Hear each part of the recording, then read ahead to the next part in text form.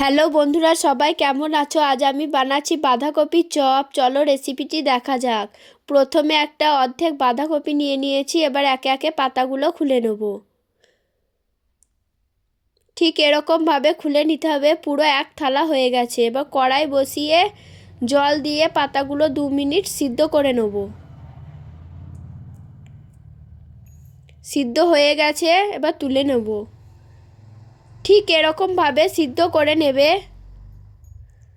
এবার অন্য একটি কড়াই বসিয়ে তেল দিয়ে তেল গরম হলে পেঁয়াজ কুচি, আদা বাটা, রসুন বাটা, জিরে, লঙ্কা গুঁড়ো, হলুদ গুঁড়ো, লবণ দিয়ে ভালো করে কষিয়ে নিতে হবে।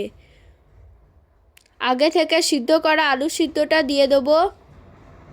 ভালো করে মাখিয়ে নেব। উপর থেকে ধনেপাতা, বাদাম ভাজা দিয়ে আরও ভালো করে মাখিয়ে নিয়ে তুলে নেব।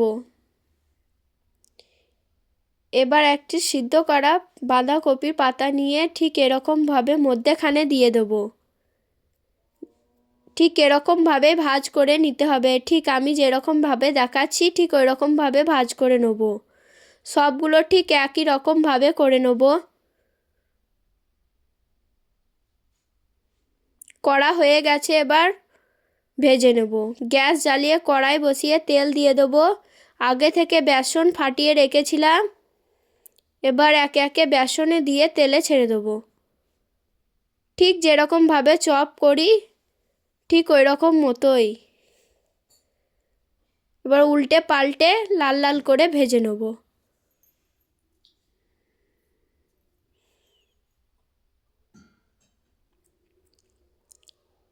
খুব সুন্দর করে ভেজে নিতে হবে।